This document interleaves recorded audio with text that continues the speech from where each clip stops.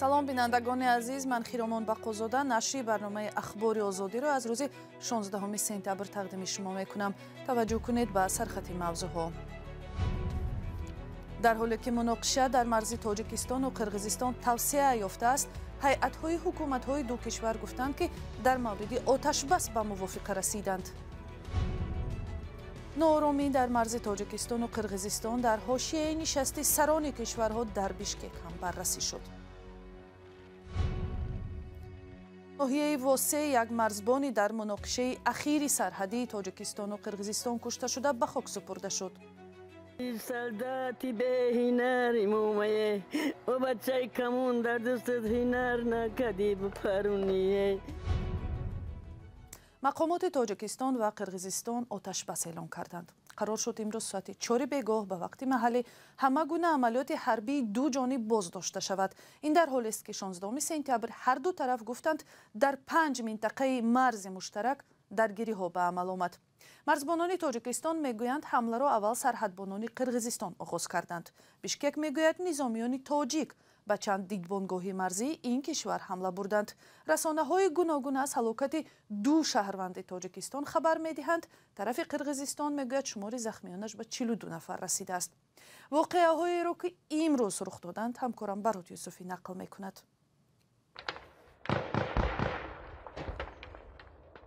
садои тиру туп дар сарҳади Тоҷикистон ва Қирғизистон дубора баланд шуд. дар баъзе аз гӯшаҳо дуд ба ҳаво печид. душанбе ва Бишкек якдигарро ба оғози ҳамла бо ҳар нав силоҳ ба қаламрави худ дар Исфара ва Ботканд гунаҳгор карданд. оҷонсии Рейтерс хабар дод, ки дар ҷанги 16 сентябр як сокини Исфара кушта шуд. ҷониби Қирғизистон аз захмӣ шудани 31 низомӣ ва афроди мулкӣ дар Ботканд хабар дод. نیروهای مرزبانی تاجیکستان گفت طرفدار طریق آسایشته و با راه‌های دیپلماتی حل کردن قضیه است و ادعا کرد که بیشکک پیشنهاد آتشبس را نمی‌پذیرد. وزارت کارهای خارجه قرقیزستان برعکس این را گفت و با ادعای عملهای غیرقانونی و تخریبکارانه به سفیر تاجیکستان در بیشکک نوت‌ی اعتراضی داد. در حالی که جنگ لفظی مقامات دو کشور ادامه دارد، ساکنان در اسفره میگویند تیرپرانی هنوز بس نشده است. برعکس با گفته آنها مقیاس زد و خورد وسیع‌تر می‌شود. مقامات قرقیزستان گفتند ساکنان منطقه‌های نزد مرزی را به جای امن می‌کوچانند. تاجیکستان در این موضوع چیزی نگفته است، ولی در بعضی نوارها مردم از نقطه‌های درگیری به جای آرام‌تر می‌روند. زد و خورد نو در مرز تاجیکستان و قرقیزستان بعد 2 روز تیرپرانی بین بادکند و اسفره سر زد. در آن حادثه 2 مرزبان تاجیک کشته و از هر دو جانب چندین نفر زخمی شدند. جنجال بر اثر قطعه‌های نامعین سرحد است که تاجیکستان و قرقیزستان خود را صاحب آن می‌شمارند، ولی سالها باز به سازش نمی‌رسند. سرحدی که سالها بین دو کشور باز و یک راه مهم واردات و صادرات مال بود، ولی بیش از 1 سال باز بسته است. مقامات در تاجیکستان گفتند که مناقشه در تمام طول مرز با قرقیزستان در شمال این کشور جریان دارد و حالا همکاری ما فرزان محمدی از وضع در دهه خیسته ورزی ناحیه باباجان غفورov گزارش می‌دهد که با ناحیه لیلکی قرقیزستان هم مرز است. من در مرز تاجیکستان و قرقیزستان واقع در جماعت خیسته ورزی ناحیه باباجان غفورov هم سرحد با دهه‌های بوربوردوک و ارقه ناحیه لیلک قرار دارد. در این منطقه از صبح صدای تیر و توپ شنیده می شود و در هوا دود خفز و آتش پدیدار می گردد. تا چند لحظه پیش صدای مناقشه مسلحانه تست شنیده می شد، ولی بیشتر از 1 ساعت است که آن کم شده است. اما احتمال دوباره علنگ گرفتن درگیری نیز در میان است. بسیاری ها وضعیت را به رویدادهای ماه اپریل سال 2021 مانند می کنند، اما به نظر می رسد که این بار حجم درگیری ها فراختر است. به احتمال گسترش نزاع این چیز دلالت می‌کند. طور مشاهده می‌کنید نظامیان تاجیک و محل مناقشه زود روان می‌کنند.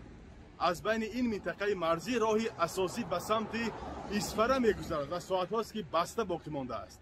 درباره زیان و خسارات‌ها در ناحیه باباجان غفورov تا حال اطلاعی نیست، چون که حادثه لحظه به لحظه تغییر یافته ایستاده است. ساکنان در صحبت‌های حضوری گفتند که در دهه بوربوردوک قرقیزستان تقریبا اهالی نمانده است و تاجیک تباران و قرقیزها به منطقه بیخوف خانه و در خود را مانده رفتند. با این وجود در اطراف این جماعت ساکنان دیگر کارهای خود را کنار گذاشته انتظار ختم جنگ هستند. و تفصیلات رویدادهای اخیری مرز با قرقیزستان را در سامانه رادیوی آزادی بخوانید. حالا توجه کنید به یک آگهی مهم. بیننده گرامی، ساعت پخش برنامه‌های تلویزیونی رادیو آزادی از روز 1 اکتبر تغییر می‌یابد. از آن روز به بعد پخش مستقیم برنامه اخباری آزادی ساعت 19 و یا 7 شام به وقت دوشنبه و ساعت 17 به وقت مسکو آغاز می‌یابد. لطفاً یادداشت کنید و به دوستانتان هم برسانید و با رادیو آزادی بمانید. در سمرقند امروز جلسه سران کشورهای عضو سازمان همکاری‌های شانگهای برگزار شد و قرار است در پایان آن 40 سند امضا شود. جمهوری اسلامی ایران عضو نو و بلاروس خواستار عضویت در این سازمان پذیرفته شد و این سازمان زیر نظر چین و روسیه عمل می‌کند. پرزیدنت روسیه ولادیمیر پوتین که از پایان ماه فوریه به ضد اوکراین جنگ بی اساس را شروع کرده کشورش مورد تحریم‌های شدید غرب قرار گرفته است، خطاب از منبر نشست گفت روسیه آماده است بیش از 300,000 تن مواد مینرالی را که در بندرهای اروپایی درمانده‌اند و کشورهای در حال رشد فراهم کند، به شرطی که گفت اروپا تحریم‌ها را بکار کند. پرزیدنت تاجیکستان امامعلی رحمان در سخنرانیش به وضع افغانستان و تهدیدهای امنیتی مراجعت کرد. امامعلی رحمان به تمایل خطرناک گسترش ایدئولوژی رادیکالیسم دینی و افراطگرایی و افزایش حجم قاچاق مواد مخدر از افغانستان اظهار نگرانی کرده است. جزئیات دیگری جلسه سران در سمرقند را از همکارم در تلویزیون نستایشی وریم جیبک بیگالیو میشنویم که با او پیش از برنامه در تماس شدیم و ما از او پرسیدیم که آیا فضای جلسه را در عموم چگونه تصویر میکند؟ همین لحظه های جلسه سران کشورهای عضو سازمان همکاری‌های شانگهای با شرکت چند رهبری کشورهای منطقه ادامه دارد، ولی چنین به نظر می رسد که همین لحظه ها موضوع اساسی بحث هیچ ربطی به برنامه کاری جلسه ندارد. بسیار خبرنگارانی را که برای پوشش جلسه جمع شدند یک سوال تشویش می‌دهد که آیا رهبران قرقیزستان و تاجیکستان با هم گفتگو می‌کنند یا نه. وضع در سرحدی این دو کشور صبح امروز یک بار متشنج شد. خبرها درباره استفاده فناوری‌های سنگین نظامی و هوایی می‌رسند، ولی هیچ یک نماینده رسمی هیئت‌های قرقیزستان یا تاجیکستان این وضعیت را شرح نمی‌دهند. در سخنرانیش پرزیدنت قرقیزستان صادر جابوروف هیچ سخنی درباره نزاع در مرز به زبان نآورد، ولی به اطلاع وزارت کارهای خارجه قرقیزستان وضع مرز در گفتگوی دو وزیر مطرح شده است. جانب قرقیزستان میگوید که حل صرف دیپلماتی این مسئله را ضرور میشمارد. چندی پیش معلوم شد که پیش از شروع جلسه وسیع پرزیدنت تاجیکستان امامعلی رحمان با پرزیدنت روسیه ولادیمیر پوتین کوتاه دیدار و گفتگو کرده است و بعد این پوتین به وزیر کارهای خارجه در نزدش نشسته سرگئی لاوروف مراجعت نمود. جلسه سران کشورهای سازمان همکاری‌های شانگهای بعد جلسه وسیع خاتمه می‌یابد و رهبری دوره این سازمان از ازبکستان به هند می‌گذرد. تشکر جیبک بیگالیو بود. و چند خبر دیگر از این جلسه. ابراهیم رئیسی پرزیدنت ایران در سخنرانیش در جلسه سازمان همکاری‌های شانگهای هم با اشاره به مشکلات کشورش در ساحه بین‌المللی بانک و مالیات گفته است تجارت آزاد مال و محصولات میان کشورهای عضو این سازمان به گفته‌اش باید توسعه یابد. این کشور هم با سبب برنامه بحث برانگیز هسته‌ایش مورد تحریم‌های غرب قرار دارد. جانمین دبیر کل این سازمان به ضرورت مقاومت به مداخله خارجی تاکید کرده است. دیپلماتی چینی گفته است که برابر با اعتماد و همکاری بین همدیگری تقویت وحدت و همکاری بین کشورهای عضو در قبال تحولات بین‌المللی نباید فراموش شود. بیننده گرامی، آنگونه که خبر دارید دادگاه عالی روسیه روز 14 سپتامبر حزب نهضت اسلامی تاجیکستان را سازمان تروریستی اعلام کرد و فعالیتش را در قلمرو آن کشور ممنوع ساخت. همکاران ما در برنامه گپ آزاد همین مسئله را این هفته با عبدالرحیم کریموف استاد دانشکده اسلامی تاجیکستان و عبدالستار بابویف عضو ریاست حزب نهضت اسلامی به بحث کشیدند. حالا پاره از این برنامه را با هم می‌بینیم. ممنوع اعلان شدن حزب نهضت در قلمرو روسیه چی پیامدی خواهد داشت؟ جناب عبدالرحیم، شما میخواستم نظرتون رو میگفتید. قرار دادگاه فایده داره به هم داخلی روسیه هم به خارجش، با بسیارتر به مردمی که در همون فدراسیون روسیه ای تاجیکستان زندگی میکنن و اینها قربانی میخواستن بکنن. ما گوش میکردم بسیار قطعی نهضت اسلامی ممنوع تروریست اکستریمیست بسیار تاجیکای بیچاره گولزده فریب خورده تلفنی گپ میزدن، همونها همش قربان میشدن، نیست نابود میشدن، میرفتن. ایرا من نه، ایرا من نه، ایرا ما شاید افساتور معین کنه نمیتونیم، ایرا تفتیشات راسته معین میکنه. تشکر زیاد افساتور بابایف. شما چی میگوین مرحمت؟ خب ببینید این پیام واقعا هم یک پیام بد و این قراره که امروز سود عالی کشور فدراسیون روسیه قرار قبول کرد. این یک برای مردم بخصوص مهاجران مظلومه که همه روزا اونا تحت تعقیب کشور پلیس روسیه قرار میگیرن و زیادتر میشود و مردم خب از دیروز تا امروز با ما هجوم کرد تلفن میکنن که بالای کشور همه مردم ما بار دیگر میگیم که ما در کشور فدراسیون روسیه در مدت این 6-7 سالی که در مهاجرت هستیم نهضت اسلامی تاجیکستان هیچ فعالیتی نداشت، ولی متاسفانه حکومت تاجیکستان از بودجه دولت از مردم پول مصرف میکرد و مردمی که مبارزان را نوابسته از آن که آنها اعضای حزب نهضت اسلامی تاجیکستان بودند مثل کرامت شریفوف، ایزد امور و دیگرها را استرداد کردند، روان کردند. در تاجیکستان ما دیدیم که بعضی ها به طریق مرموز کرامت شریفوف کشته شد و خود ایزد امور روانه زندان شد. این سری مردمی است.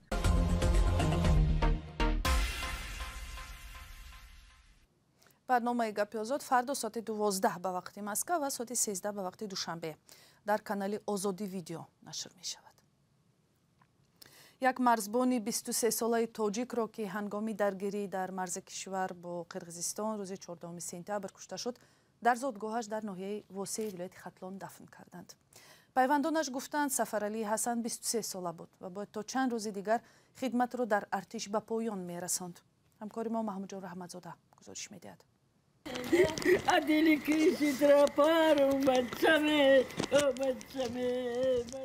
این ناله بیبی سفرعلی حسن مرزبان است که روز 14 سپتامبر در مرز با قرقیزستان کشته شد. مرگ سفرعلی منزل پدری او را ماتمخانه کرده است. سفرعلی فرزند کلانی خاندان حسن دولتوف بوده است. او بچه سلداتی به هنر مومه، او بچه کمون در دستت هنر نکدی بپرونیه، او بچه گپروندن توقی در زیر خوکیه، او بچه یمو پزیدگاه بچه ما می اومد به خدایه. سفرعلی حسن را که 23 سال عمر دید از 5 سالگی پس از جدا شدن پدر و مادرش همین بیبیش کلان کرده است. وی سال گذشته دانشگاه بختر را ختم کرد و به خدمت حربی رفت. بیبی سفرعلی میگوید 3 روز پیش با نبیرش تلفنی گپ زده بود. سفرعلی به بیبیش گفته است که 2 هفته پس برمیگردد و در فکر عروسی می شود. حالا خانواده‌اش میگویند که شاه پسر آنها این آرزو را به خاک برد. این 5 سال شده انستیتوت قرآن در خوند بود کرد. همینجا اومد، همینجا یک گمه ایستاد، بعد همینجا پوزکش دادم بودمش. از مرگ سفرعلی حسن اولین شده پدر خبر یافته است. شامگاه 14 سپتامبر به او خبر دادند که فرزندش در مرز کشته شده است. آن هم زمانی که میبایست به زودی برمیگشت. تجربه یک در روز مونده است که کم شده است خدمت شروع من. تیر از طرف راست به بدن سفرعلی رسیده از پشت برآمده است. معلوم نیست چرا سرباز جوشن یا برنجلیت نداشته است. درگیری مرزی روز 14 سپتامبر در بین مرز تاجیکستان و قرقیزستان رخ داده. در آن 2 مرزبان تاجیک سفرعلی حسن و اصلا منیقولا کشته 11 نفر دیگر مجروح شده اند.